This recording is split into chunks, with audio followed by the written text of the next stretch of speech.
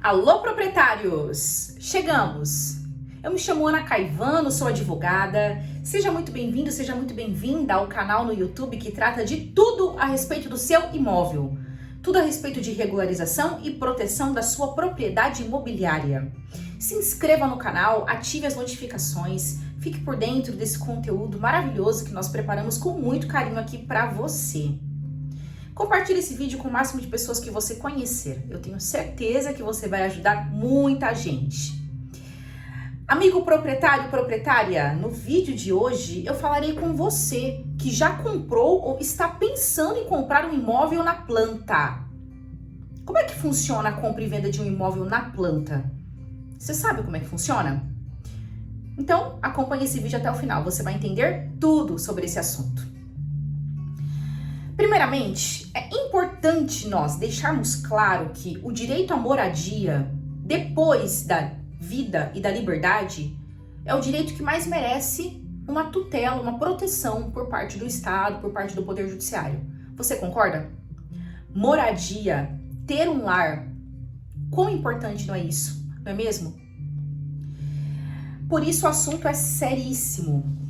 E antes de adquirir um imóvel na planta, você precisa entender como funciona esse contrato, quais são os riscos.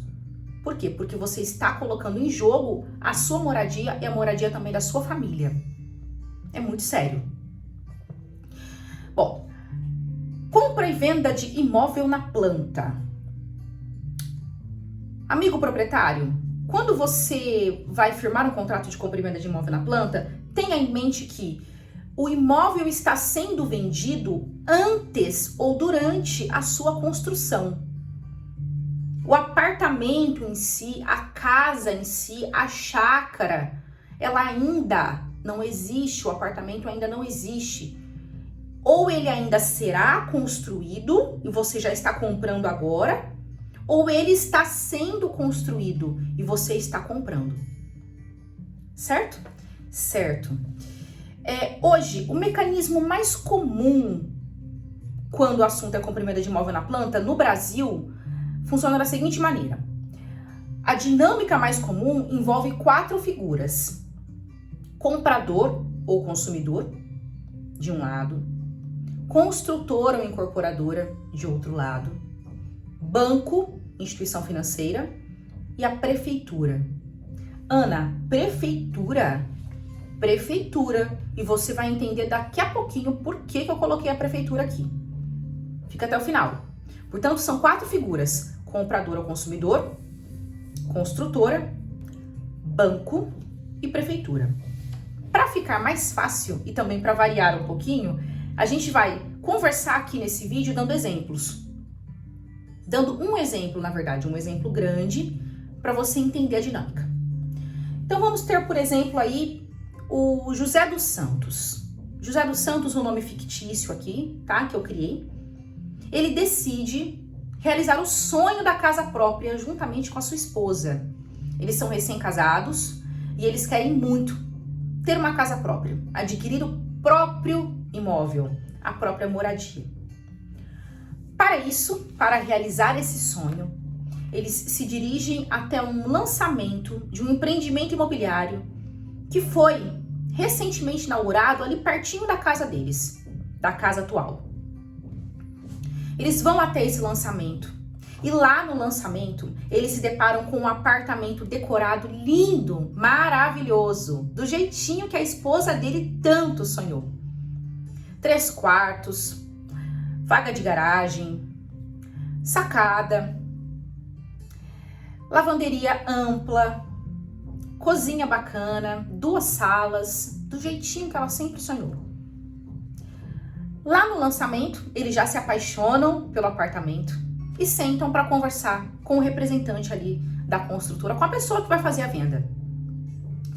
Quando essa pessoa que está fazendo a venda senta para conversar com o José dos Santos e também com a sua esposa, essa pessoa começa a explicar como é que funciona a compra e venda e já entra logo no valor relacionado na questão relacionada a valores. Bom, a construtora, portanto, explica ao José dos Santos como que funcionará o pagamento.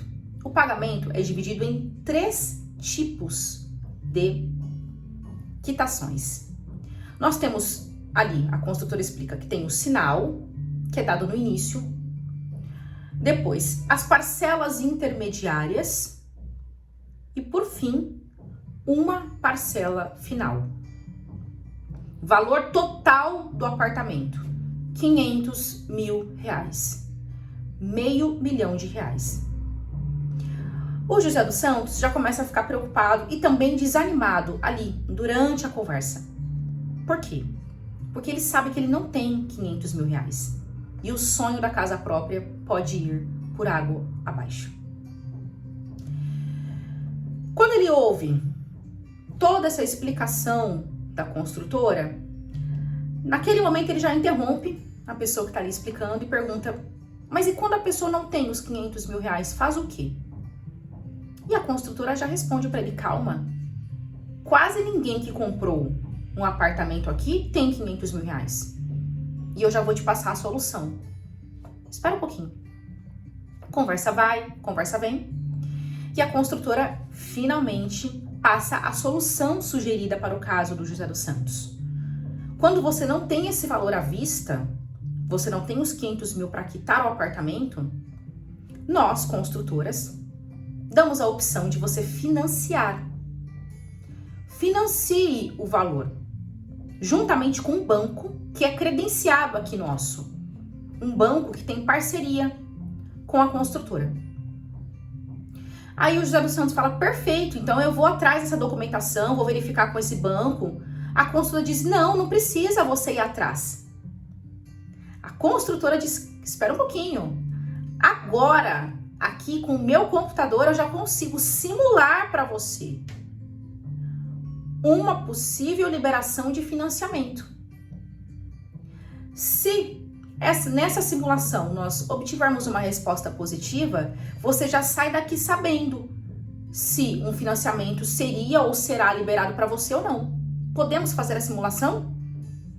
E o José dos Santos aceita. Ali, naquele momento, é feita a simulação. A construtora simula um financiamento dos R$500 mil junto a um banco com quem ela tem um convênio. E eles conseguem. O financiamento é aprovado. É pré-aprovado, na verdade. O José dos Santos pede 1 ou 2 dias para pensar, eles vão embora para casa deles, pensam e decidem. Vamos fechar.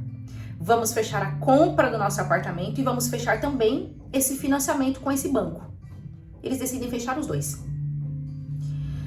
Nesse momento, quando eles fecham os dois, eles voltam até o local do lançamento para a assinatura dos contratos. Quais contratos serão assinados? Primeiro, um contrato de compra e venda do apartamento, compra e venda da moradia. Segundo, um contrato de financiamento com aquele banco, para aquele banco liberar o valor. Terceiro, um contrato de alienação fiduciária em garantia também com esse banco. O que é isso, Ana? É o seguinte: o banco não vai liberar R$500 mil para o José dos Santos sem ter nenhuma garantia. Ele precisa de uma garantia. E qual é a garantia que o banco pede? Ele quer o imóvel como garantia. Naquele momento, se você bem se recorda, não existe ainda um apartamento pronto, certo? Então, o que fica como garantia do financiamento junto ao banco? A fração do terreno onde será construído o apartamento. Depois, futuramente, as benfeitorias, as construções também entram na garantia. Mas, basicamente, portanto, nós temos 3 contratos que são assinados aqui pelo José dos Santos. Um contrato de compra e venda com a construtora, um contrato de financiamento com o banco e um contrato de alienação fiduciária em garantia. Tudo fechado? Tudo fechado. Tudo aprovado? Tudo aprovado. Isso quer dizer que a construtora vai subir aquele empreendimento, aqueles andares e construir todos os apartamentos com qual valor? Com qual dinheiro? Quem financia a construção? Os próprios compradores. A construtora vai construir aquele apartamento, aquele empreendimento com o dinheiro que os compradores dão a título de sinal e também com o dinheiro que os bancos vão liberando aos poucos em razão dos financiamentos que foram fechados. Por que eu disse que os bancos vão liberando aos poucos? Porque o banco não vai liberar de uma vez à vista o valor do financiamento para a construtora construir. O banco não vai entrar nesse risco. Então ele vai liberando aos poucos, conforme a obra for evoluindo, o banco também vai evoluindo. Por isso que de tempos em tempos, de 2 em 2 meses, de 3 em 3 meses, o banco manda um engenheiro dele até o local da obra, para o engenheiro dele verificar a obra está evoluindo ou não está. Ah, tá. A obra evoluiu 7%. Evoluiu 7%, o banco libera 7% de todo aquele financiamento para que a construtora possa seguir, finalizando a obra. É assim que funciona. Ana, tudo bem, eu entendi a dinâmica, entendi que o terreno com as futuras benfeitorias ficam em garantia para o banco, entendi que tem envolvimento no caso de um financiamento, né? O banco é envolvido, entendi tudo isso. E a prefeitura? A prefeitura entra onde? Meu amigo proprietário, minha amiga proprietária. Existe um imposto municipal que se chama ITBI, Imposto sobre Transmissão de Bens Imóveis.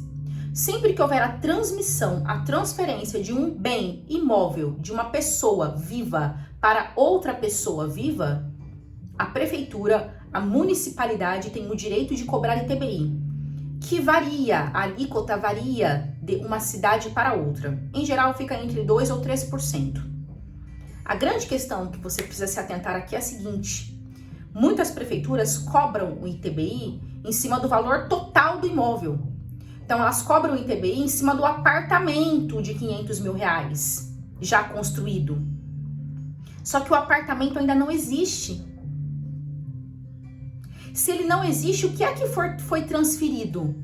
Houve a transferência de um apartamento pronto? Não. Houve a transferência da fração de uma parte de um terreno. Um terreno de onde surgirá, sim, um prédio com apartamentos, mas ainda não existe esse apartamento. Se ainda não existe o apartamento pronto, o ITBI não tem que ser calculado em cima do apartamento que não existe. Ele tem que ser calculado em cima da fração, a parte do terreno. Por isso que muitas pessoas estão ganhando no judiciário o direito de serem restituídas de valores de ITBI que pagaram a mais para a prefeitura. Procure saber, procure seus direitos. Entenderam? Essa é a dinâmica da compra e venda de imóveis na planta. Eu relatei aqui a vocês a dinâmica mais comum, é o que está acontecendo aí, ó, aos baldes, todos os dias aqui no Brasil. Se você tiver dúvida, comente aqui, deixe sua dúvida, eu vou adorar interagir com você. Combinado, proprietário? Proprietária, deixe seu like nesse vídeo, me acompanhe para outros vídeos a respeito de imóveis aqui no YouTube, ok? Te vejo, até mais, tchau, tchau.